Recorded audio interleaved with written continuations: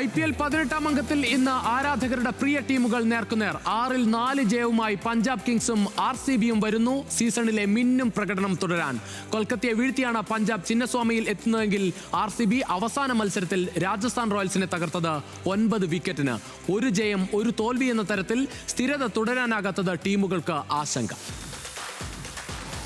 അവിശ്വസനീയമാണ് ശ്രേയസ് അയ്യരുടെ പഞ്ചാബിന്റെ മത്സരങ്ങൾ. 245 റൺസ് അടിച്ച മത്സരത്തിൽ തോൽക്കും, 111 റൺസ് എടുത്ത മത്സരത്തിൽ ജയിക്കുമെന്നതാണ് സ്ഥിതി.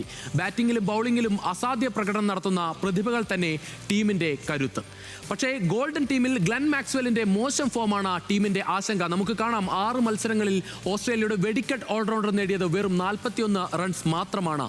സ്ട്രൈക്ക് റേറ്റ് ആകട്ടെ 100 ആണെന്നതും നിരാശപ്പെടുത്തുന്നത്. 8.2 ആണ് ശരാശരി. ബൗളിംഗിൽ 4 വിക്കറ്റ് വീഴ്ത്തി എന്നത് മാത്രമാണ് ആശ്വാസം. എന്തായാലും മാക്സ്വെൽ മോശം ഫോം തുടരുന്നത് പഞ്ചാബ് ആരാധകർക്കിടയിലും വലിയ വിമർശനമായി ഉയരുകയാണ്.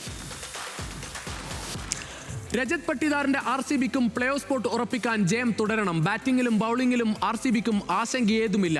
ഫിൽ സാൾട്ടിന്റെ വെടിക്കെട്ടും റൺ മെഷീൻ വിരാട് കോഹ്ലിയുടെ മിന്നും ഫോമും ടീമിന് കരുത്ത്.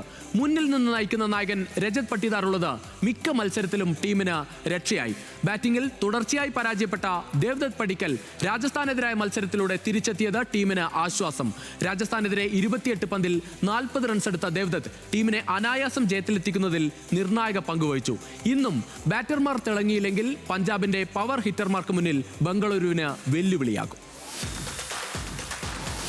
ഇനി നേർക്കുനേർപ്പോരിന്റെ കണക്ക് നോക്കാം. നേർക്കുനേർപ്പോരിൽ ആകെ മത്സരിച്ചത് 33 മത്സരങ്ങളിലാണ്. 17 മത്സരങ്ങളിൽ പഞ്ചാബ് കിങ്സും 16 മത്സരത്തിൽ RCBയും ജയിച്ചു.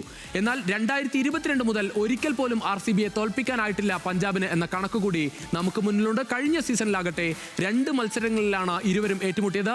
2ലും RCBയാണ് ജയിച്ചത്. പ്ലേ ഓഫ് സ്പോട്ടിൽ RCB 3-ാം സ്ഥാനത്തും പഞ്ചാബ് 4-ാം സ്ഥാനത്തും സുരക്ഷിതമായി തുടരുകയാണ്. ഈ IPLലെ ഏറ്റവും സന്തുലിതമായ 2 ടീമുകൾ നേർക്കുനേർ. ഇനി ചിന്നസ്വാമിയിൽ വമ്പൻ പോര് കാണാം.